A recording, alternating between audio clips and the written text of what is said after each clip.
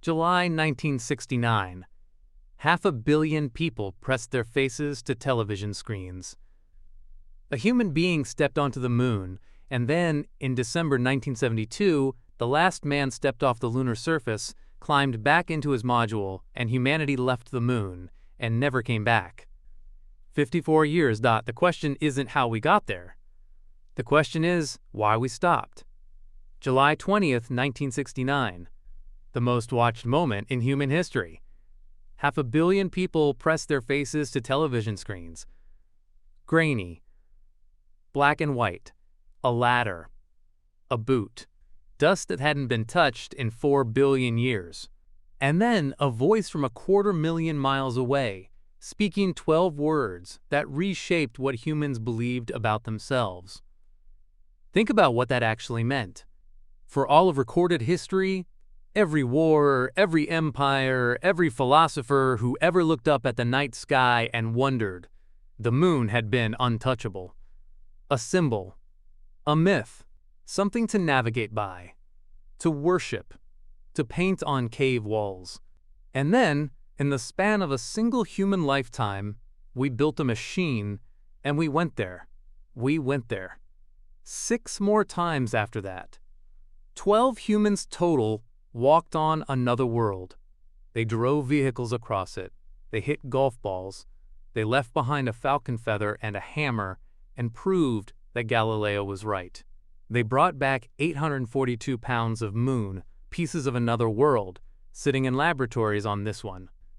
And then, in December of 1972, the last man stepped off the lunar surface, climbed back into his module, and humanity left the moon, and never came back.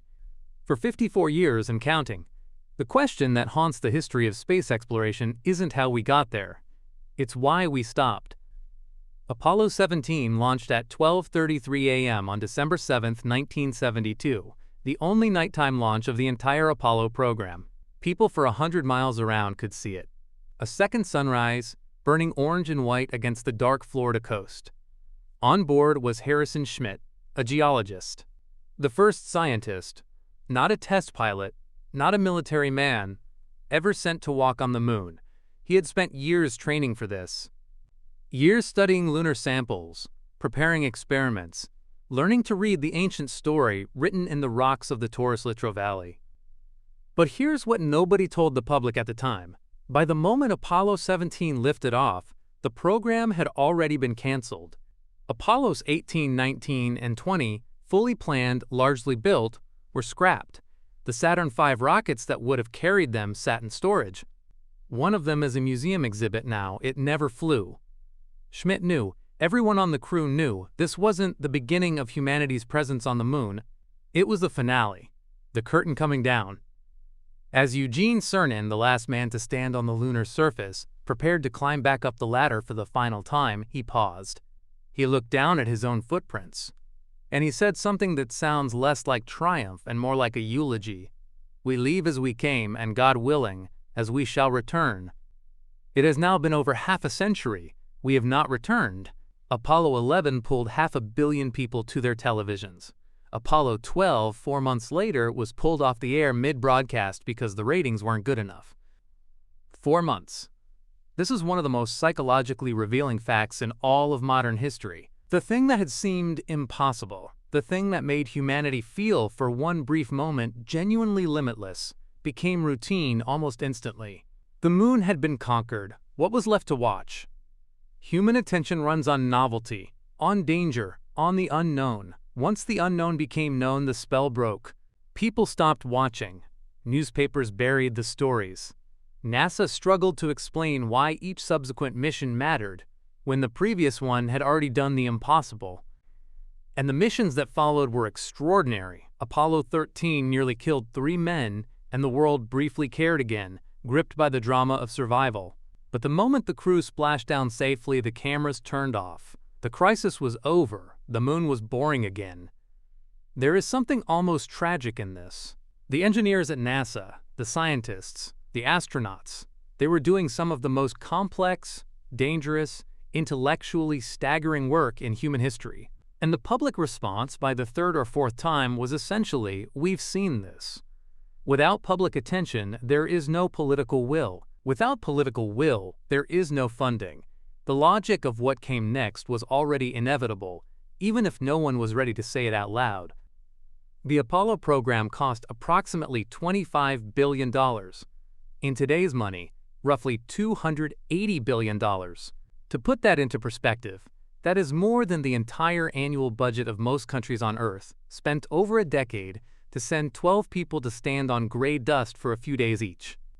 At its peak, NASA consumed over 4% of the entire U.S. federal budget. Today, it receives less than 0.5%. The difference between those two numbers is the difference between walking on the moon and not walking on the moon. But here's what makes this genuinely complex. The money didn't disappear into the void.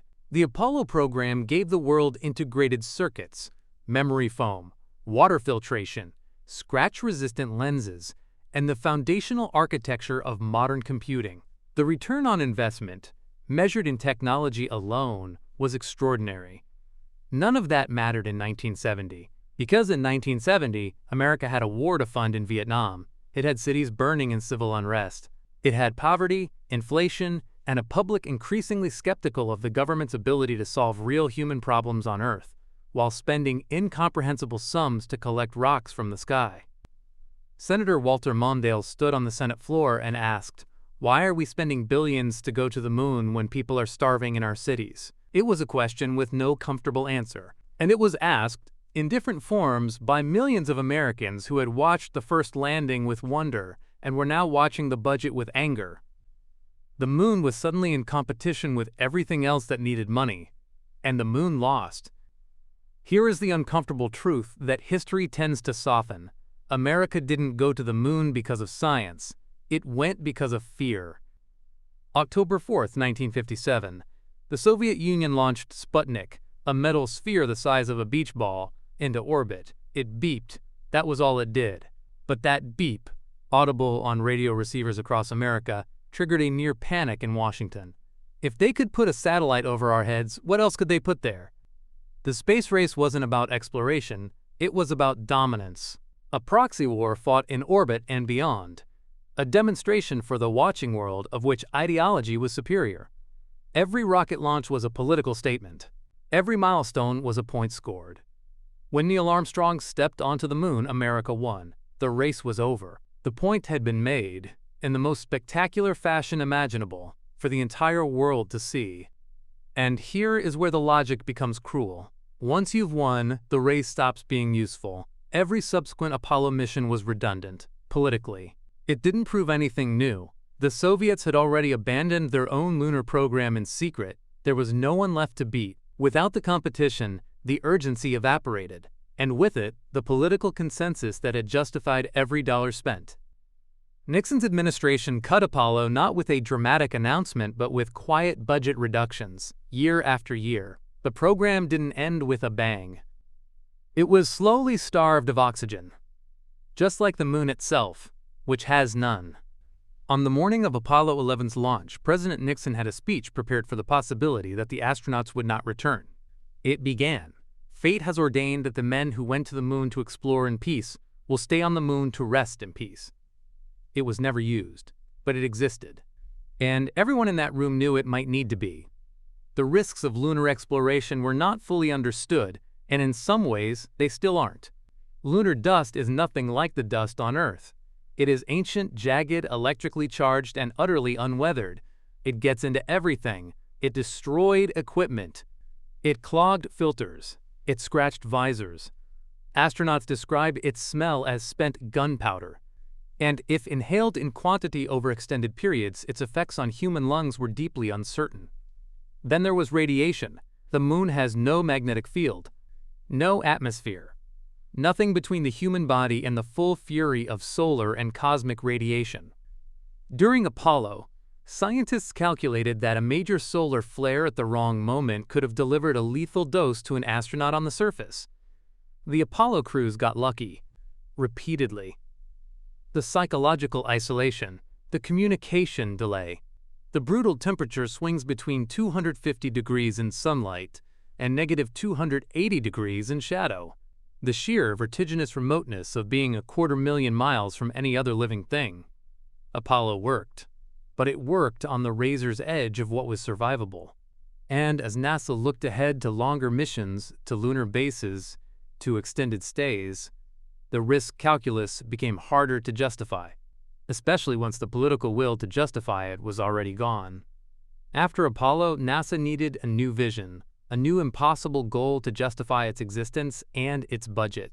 The moon wasn't enough anymore. It had been done, so engineers and dreamers began looking further. Mars, red, distant, romantic. A world that had been the subject of science fiction for a century. A world that, unlike the moon, seemed to offer the possibility of a real second home for humanity. An atmosphere of sorts, polar ice caps, evidence of ancient rivers. Mars felt like the future. Wernher von Braun, the architect of the Saturn V, had drawn up Mars mission plans as far back as 1952. After Apollo, serious proposals circulated inside NASA, a crewed Mars mission by 1982, by 1985. By the end of the century, each plan was bold. Each plan was canceled. Each time, the funding wasn't there, the political will wasn't there, the technology wasn't sufficiently advanced. And so NASA ended up in a strange purgatory, too focused on the dream of Mars to recommit to the moon, but never close enough to Mars to actually go there. The space shuttle filled the gap, a reusable vehicle doing extraordinary science within a few hundred miles of Earth's surface, going nowhere near either destination. Meanwhile, the moon sat there, exactly as it always had, waiting, accumulating dust that no human hand would disturb for decades to come. Consider this.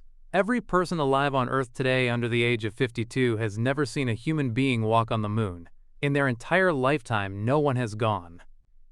The silence lasted through the Cold War's end, through the fall of the Soviet Union, the very rival whose existence had made the moon race necessary. Through the rise of the internet, the smartphone, the mapping of the human genome. Through the most radical transformation of human civilization since the Industrial Revolution. The moon just sat there. Robotic missions went, orbiters mapped it, landers probed it. Japan, China, India, and the European Space Agency all sent unmanned spacecraft. In 2009, a NASA probe confirmed what had long been suspected: water ice, locked in the permanent shadow of polar craters. The moon had water. That changed everything, and barely made the news. The International Space Station was built over those same decades at extraordinary cost, orbiting 250 miles above Earth. Humans lived there continuously since the year 2000. They conducted science. They looked out the window at the planet below and occasionally at the moon in the distance, just as unreachable as it had always been. An entire generation of space engineers grew up, trained, and retired without ever designing a system that left Earth orbit. The institutional memory of how to go to the moon, the specific hard-won knowledge, began to erode. Some of it was written down. Much of it lived only in the minds of men who were getting old. The water ice confirmed in those shadowed polar craters isn't just scientifically interesting. It is strategically transformative. Water can be split into hydrogen and oxygen, the two components of rocket fuel. A lunar base with access to that ice is not an expensive dead end. It is a fuel depot at the edge of the inner solar system. The moon is 239,000 miles from Earth. Mars is, at its closest, roughly 34 million miles away. The math of getting to Mars, the fuel, the mass, is brutally punishing if you launch from Earth's full gravity well. But if you launch from the moon's surface, where gravity is 1/6 as strong, the equations transform. The moon isn't a detour on the way to Mars. It may be the only viable stepping stone. There is also helium-3, a rare isotope in lunar soil, deposited over billions of years by the solar wind. On Earth, it is vanishingly scarce. On the moon, it exists in quantities that could, if fusion energy ever matures, power human civilization for centuries. And then there's competition. Multiple space agencies have set explicit goals for crewed lunar landing. Private companies whose names didn't exist when Apollo flew are now building rockets. The geopolitical logic that drove America to the moon in 1969, the fear of ceding the high ground, has not disappeared. It has simply been dormant. And it is waking up. The moon was never just a destination, it was always a position. And after 54 years of absence, multiple powers are remembering that at exactly the same time. Humanity is going back to the moon. The programs are funded. The rockets are being built. The suits are being tested. The astronauts are training, including, for the first time in history, women who will walk on the lunar surface. But here is what makes this moment unlike 1969. In 1969, it was one nation, driven by one fear, spending one budget in one direction. What is coming now is different. It will be competitive, commercial, multinational, and permanent, in a way that Apollo never was. Which raises the question that the 20th century never had to answer: who does the moon belong to? The 1967 Outer Space Treaty says no nation can claim sovereignty over celestial bodies, but it says nothing about mining rights, water extraction, or helium-3 harvesting. The legal architecture of space is decades behind the ambition. And underneath all of it, underneath the geopolitics, the resources, the legal frameworks, is something older and stranger. The same thing that made those 500 million people press their faces to their televisions in July of 1969. The pull of the impossible. The stubborn, irrational, beautiful human insistence on going.